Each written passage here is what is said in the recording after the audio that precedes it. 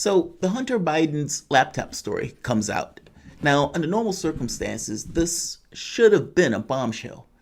Oftentimes, they were saying, well, wait a minute, the weird way in which this repairman got his hands on this, and the FBI had their hands on this, and the Rudy Giuliani has his hand on this, all of that became fodder for this isn't real. Biden, for the most part, went mum and acts as if, I don't know anything about this. And the media basically has played blocker for Joe Biden. NPR went so far as to smugly say, yeah, we only deal with stories that are real and we don't believe this is a real story. Okay, fair enough. You only need to ask one question. Is that letter real? Is the letter real? Does it belong to Joe Biden? And you can put this to some degree, maybe not necessarily to rest, but at the very least, you would have addressed the very specific issue associated with it. Are the contents of the document or are the hard drive legitimate? And as that information gets leaked out and the pictures, the drug pictures that gets leaked out, the letters that connects Joe Biden to Burisma, those type of things, the question becomes, is that real? Is that legitimate? Because if those things are real and if that is legitimate, it gets across that Joe Biden has been lying all along when he said his kid never said anything to him about Burisma, and for that matter, that there was never any kind of influence peddling between the two, despite the fact that you had people on Burisma trying to get his kid to influence the political space. Are the letters real? All of these people are doing everything in their power to protect Joe Biden. And the only thing that honestly that really matters is, are they real? One of Hunter Biden's associates backed up the relationship with Joe Biden, meaning saying that Joe Biden didn't know about the information that didn't know about these two things. But there's something else. I want to get to something more specific. Steve Bannon. Now, Bannon, these guys got a copy of the hard drive. Now, I said before that what this looks like is that somehow they got their hands on this information. And getting their hands on the information, they wanted to find a way to release the information in a way that didn't necessarily have their fingerprints on it entirely. Well, this is a weird way to do it, but this is the way they chose to do it. That's my head of it, my conception of it, because otherwise the repairman thing just is weird and doesn't entirely make sense. And so however he got his hands on it, is it real? Now, Steve Bannon does an interview with Revolver.News. Now, Revolver.News, in this interview, Bannon says something towards the end of this interview that is rather damning and fascinating. And I kind of want to jump to the end because I kind of want to see what this information that he's holding on to is and whether or not there's any there to the information. The thing is, Bannon is arguing that the media is not going to necessarily going to have a choice, that there are going to be multiple media outlets that's going to be covering the stories that result from what they're going to be releasing. Now, the catch becomes, does it matter? And does it matter in a way that would fundamentally change the results of the race, or at the very least, alter the tenor of the race? And that's the interesting question. And I think in Bannon's head, he's thinking, well, I can't say what Bannon's thinking because he doesn't necessarily entirely say yes on that. But they are definitely, in their heads, have information that they are going to release. The wild part about this is people believed any and everything that came out on Donald Trump. Think back. The dossier. Oh, he was getting peed on by a hooker, peed on the bed because he was so angry at Obama that he found the exact bed that Obama slept at in Moscow to get that bait. It was like that nonsense. And you had any story that came up about Donald Trump, people just basically believed it. It was utterly astonishing. Any story about Trump in Russia, any weird conspiracy theory that Rachel Maddow would come up with, one story after the next that ended up being wrong, and it was always in a direction towards Trump. This is not a Crimea River for Trump per se, is more so a statement of objective reality. I'm just making the point here that every investigation for Trump was fair game. Bringing up documents against Joe Biden, and the immediate response is, we're going to play blocker and pretend that the documents about that hard drive doesn't exist. Well, Bannon has a point of view on that stuff. And while Bannon does have his own legal problems dealing with a potentially fraudulent organization, in this very specific case, I've always said his political acumen seemed to be on point. I'm going to give you his point of view in this interview. There's about 2 weeks before the election. And based on what he's saying in his interview, apparently it's going to be a raucous 2 weeks. Welcome to the Soapbox.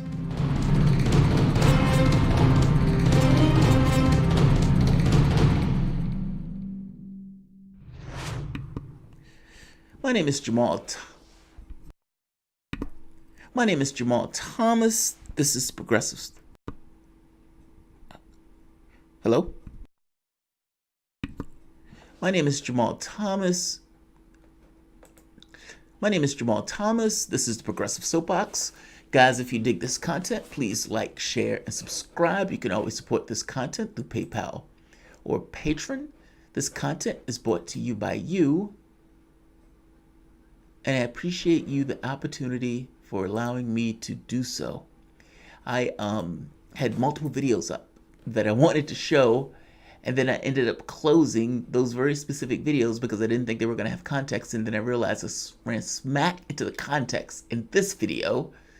So I no longer have those other videos up, and that is unfortunate. But that's okay. We're still going to make this work. Oh, I do have it up. Right here. So this is Hunter Biden. This is the Biden that took all of the cash. Now the catch becomes, do you honestly believe that a crackhead with no experience in the Ukraine or oil and gas, whose dad was the viceroy or vice president, and eventually the viceroy of the Ukraine, that he wasn't there for influence peddling? Rational man says you're there for influence peddling. If not more. In the list that you gave me of the reasons why you're on that board, you did not list the fact that you were the son of the vice president. Yeah, no. What role do you think that played? I think that it is impossible for me to be on any of the boards that I just mentioned without saying that I'm the son of the Vice President of the United States. You were paid $50,000 a month for your position? Look, I'm a private citizen. One thing that I don't have to do is sit here and open my kimono as it relates to how much money I make or did or didn't. But it's all been reported. If your last name wasn't Biden, do you think you would have been asked to be on the board of Burisma? I don't know. Probably not. I don't know. Probably not. Why not? Think about what you just admitted to. I mean, honestly, if your last name wasn't Joe Biden, do you think they would have bought you and asked you to be on the board of that corrupt company? Probably not. All right. At least that's an honest answer. Now, Biden, however, when asked, says this. Wisconsin's Republican Senator Ron Johnson put out a statement on Homeland Security letterhead saying Hunter Biden, together with other Biden family members, profited off the Biden name. Is there any legitimacy to Senator Johnson's claims? None whatsoever. This is the same garbage Rudy Giuliani, Trump's henchman. It's the last-ditch effort in this desperate campaign to smear me and my family. Even the man who served with him on that committee, the former nominee for the Republican Party, said there's no basis to this. And, and the vast majority of the intelligence people have come out and said there's no basis at all. That's not true, by the way. The vast majority of intelligence hasn't taken any response on this one way or the other. Now, she's not going to say, well, sir, that's not true. Nobody has really said that. You keep repeating that, but that's not really a true statement. Nobody's going to push back on Joe Biden for that because, again, they're playing blocker for Joe Biden on this. Now, the catch becomes, is it real?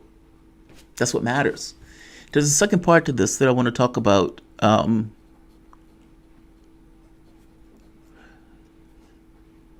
about political strategy going forward under the idea of a Joe Biden administration, that's basically starting here.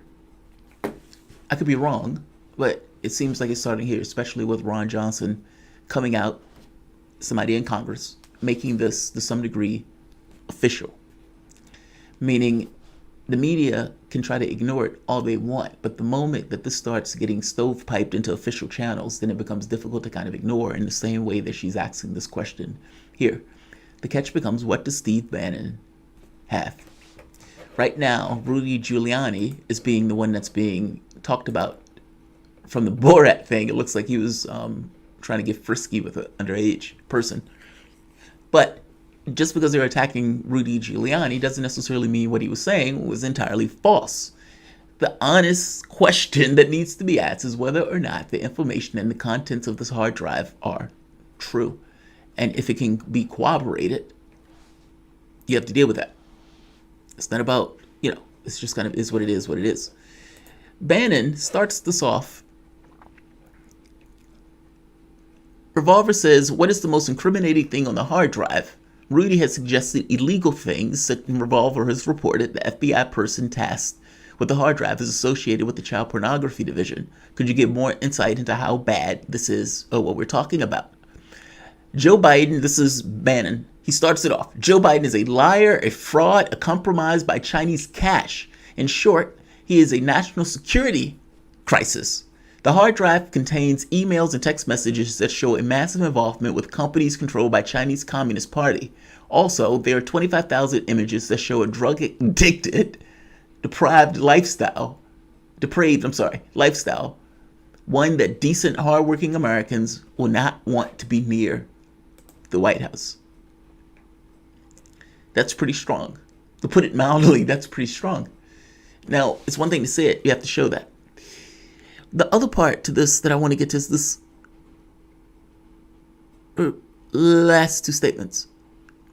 Revolver says, is there any reason to expect that the contents of the hard drive will be released before the election? If yes, will people actually care enough about it for it to substantially affect the outcome? Meaning, yeah, you have the laptop, great. And you're releasing stuff, great. But should we care? Is there anything on that hard drive that is of sufficient value to make people become unwed to or unmoored from the person who they were going to vote for, meaning, let's say, Joe Biden, especially if we're talking about polling and stuff like that, and change their minds to say, okay, I can't do that. I'm voting for Trump. Meaning, in the same way that Democrats keep saying, oh, her emails, and that these emails and the information in these emails change people's opinion. But understand what that means. If that means that there's documents that came out that people looked at and it gave them a more realistic and honest point of view of the candidate, and they recoil from that, then that means that information had value, especially if that information was true, which from the standpoint of WikiLeaks, the information was true. Well, he's basically saying that people are going to recoil from the information. I'll just read it. The Bidens are about to be hit with multiple stories from multiple media sources based off evidence beyond the hard drive. Fox and Peter Schweizer have already started out. Bigger, more mainstream companies are going to weigh in. We are already set in motion the various apparatuses that will release everything. Now, to be fair, that's not saying yes. That's not saying yes. It is saying there's a shitstorm that's coming Joe Biden's way, apparently, from the documents on the hard drive. And again, to me, what matters more so is whether or not the documents are true. And to some degree, Biden being very quiet about this is taking a tact of basically, I'm not going to touch it one way or the other. I'm not going to touch it. And if the media is not asking questions, and I'm not going to touch it, then maybe we could pretend like this doesn't exist, especially for the next 2 weeks. One last point, two more points. The Russian disinformation thing is becoming a trope. It's becoming a trope. And it's so discredited at this point that people understand, I think some people do, that the attempt to say that it's Russian is an attempt to discredit something that is credible. Meaning, using the Russian disinformation stuff is in and of itself disinformation in order to hide the fact that something is true that they just don't want to necessarily deal with. Adam Schiff, continuously screams Russian disinformation. He gets caught lying constantly. It doesn't necessarily stop him from doing it. The truth and the reality of it is they're using this to try to hide whether or not the documents, or they're trying to hide the legitimacy of the documents.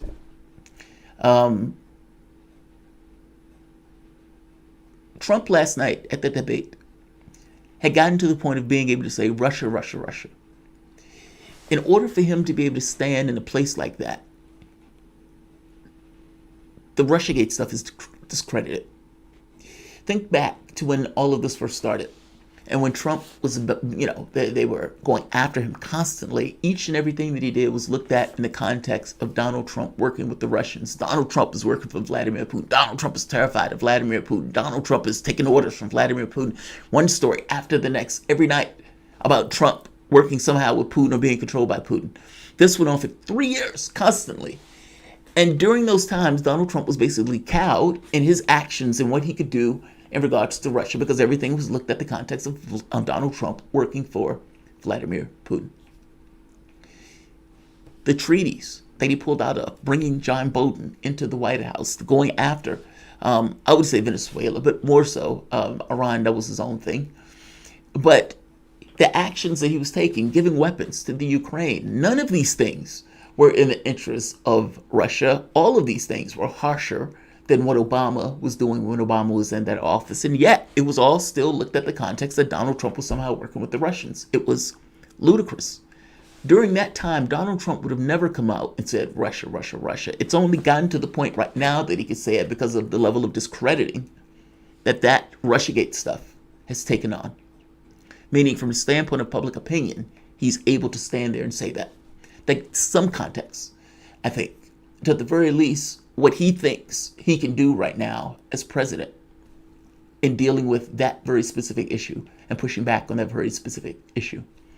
The last point, going forward, I don't know what's in the contents of this document. It could be a dud. For all we know, this could just be political posturing, where he's making threats. Sometimes the threat is worse than the effect itself, people not necessarily knowing what you actually have. But again, to some degree, that depends on whether or not it's real. If it is real, if it is corroborated, if people do start asking questions, is that enough in and of itself to pull Joe Biden or people away from Biden? I got to be honest, I don't know what could possibly rip people away from Joe Biden at this point.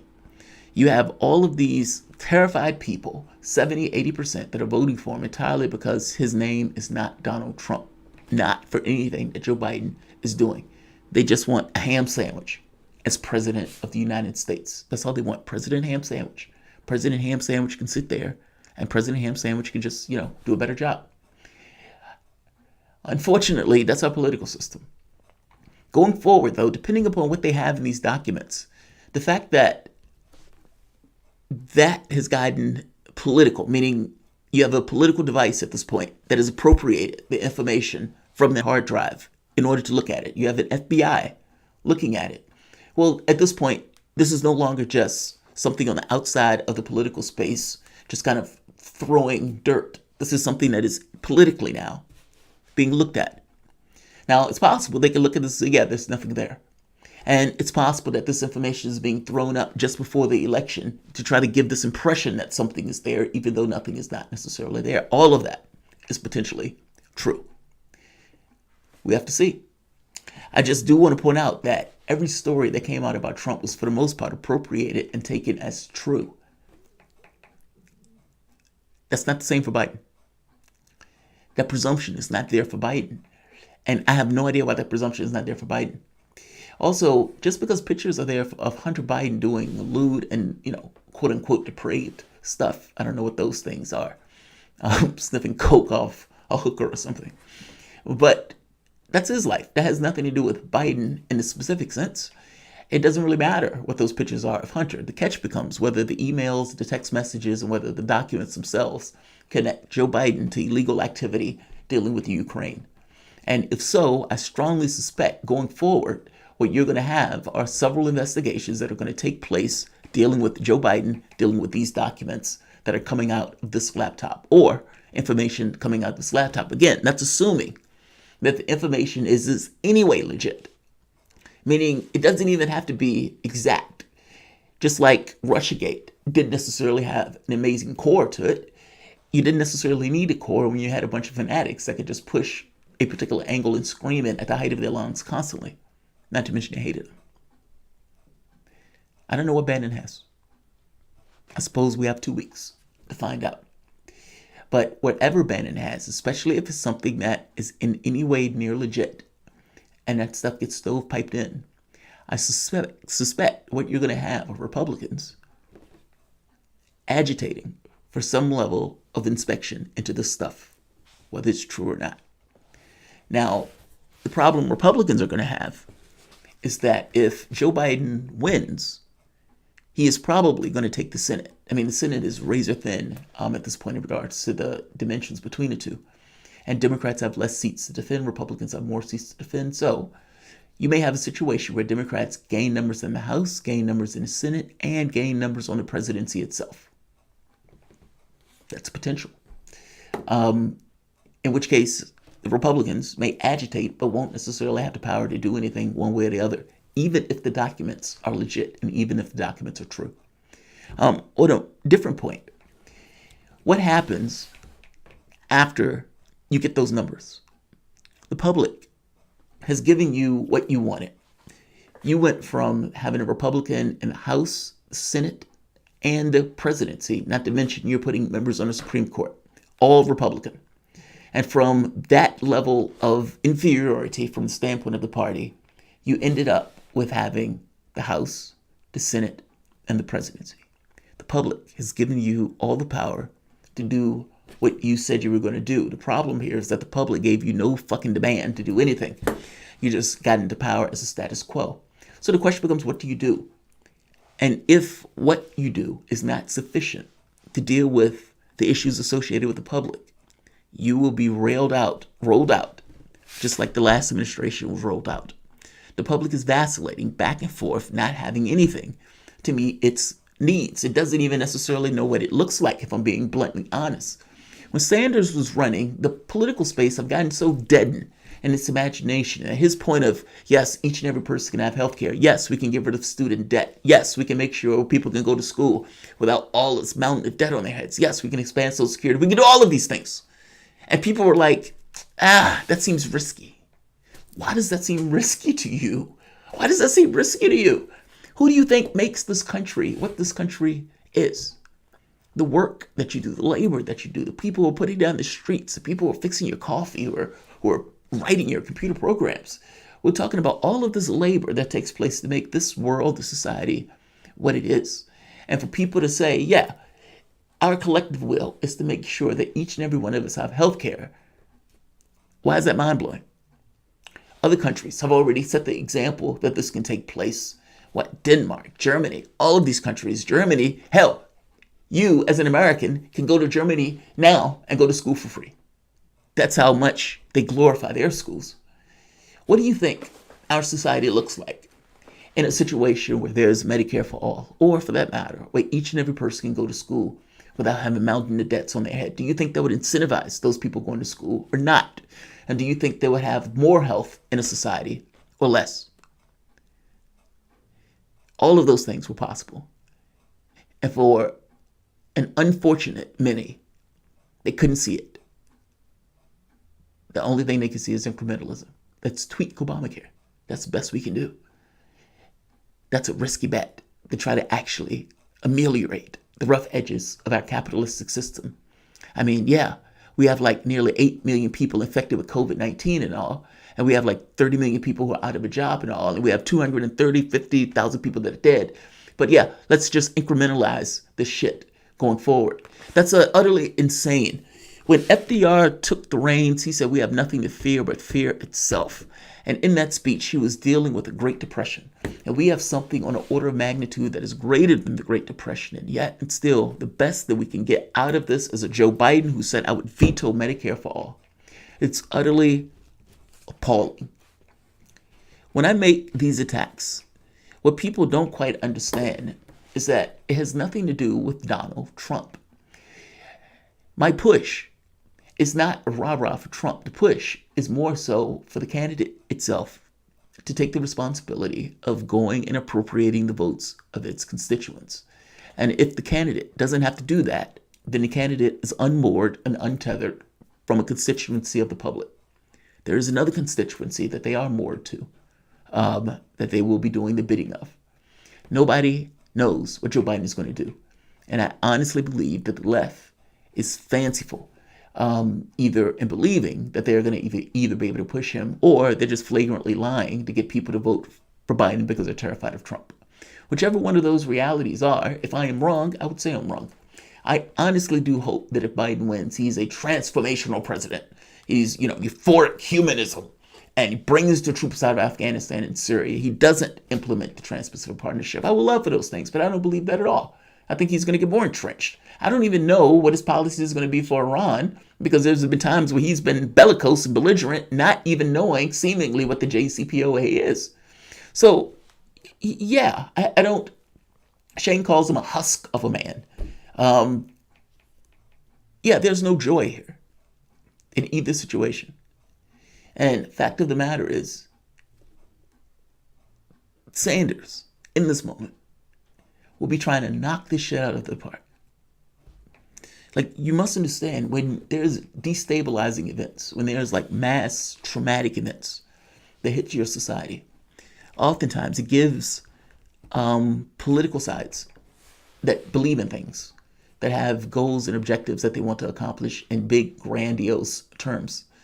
It gives them the opportunity to pitch a solution in those grandiose terms for whatever particular problem that's there. So if you have a pandemic, screaming Medicare for all works, as it went up 9 points during the course of the pandemic, because it is, after all, a pandemic, and people want to have their health care taken care of. It's these moments where you try to knock that stuff out of the park. In the Great Depression, you get the opportunity to push the New Deal. In this very specific instance, you get the issue to, oh, right, Joe Biden. Like, share, and subscribe. I had a, I was trying not to go after our guests. Like, I was doing my best not to go after our guests, because I have greatly differing views in regards to the way many of our lefties are going to vote this term around. And I don't want to antagonize them where they don't necessarily want to come on the show. But God, man, we missed an opportunity. It's clear as a bell, we missed it. Or as Kamala's inheriting White House in 2024 will be depressing, yes. And it may even be before that, or as. Think about it for a moment. Does the Democratic Party have a brain trust? The answer is yes. Meaning, is there a coalition of people that talk and think about things and make determinations in what they're going to push in regards to policy or in regards to rhetoric? The answer is, of course, yes. When they were having those Stop Sanders meetings, that was a party coming together in order to figure out, all right, we have a belief in ideas and everything else that go for corporations are great. Yes. Profits over human beings. Yes. That's what we're going to push with a modicum of making us a nanometer better than Republicans. Yes. With a smattering of identity politics. Yes. Great. But Kamala Harris wasn't liked. And Kamala Harris was the person who I strongly suspect they actually wanted. I mean, if you think about it, she has the corporate connections. She's younger than many of the other ones. She's a woman. She's a person of color, meaning you can get this kind of change on the outside with continuity from the standpoint of the party apparatus and the way the party thinks about the world. From Anybody else, in that sense, that was the person. She was unliked. Tulsi Gabbard took her down in 30 seconds. So instead of her being able to get from the standpoint of the presidency, she's snuck in with an in run by putting her in with Biden, with the idea that Biden, as feeble as he is, a gust of wind can take him away from here, in which case she is now president of the United States, a person who the country did not under any circumstances want, is now put in with an in run. Yeah, look, there's so much of this presidency that I don't like. There's so much of this that is a letdown. Pam Hall. Oh, thank you, Pam Hall. I appreciate it. The big bird losses bite. # refund Bernie. Yeah, Pop Reality, I feel you. It does feel that way. We just missed an opportunity. But I don't know how. How do you get 30 million people to understand that they are on the same page? And I don't know how you do that. Meaning, I try to play out in my head what happens if many of these lefty groups and everything else say, we're done. We're done. We're done. We're done. And in saying we're done, assert a demand. Medicare for all is our litmus test, period. And leave and walk. What happens? Does the public back you up on that? And do the people in the party back you up on that? At the very least, it creates some level of a split and a consternation, especially if a larger section of the party starts talking about it. And more importantly, if it's people towards the top that are making that particular proclamation, you at the very least create a conversation that wasn't necessarily there prior.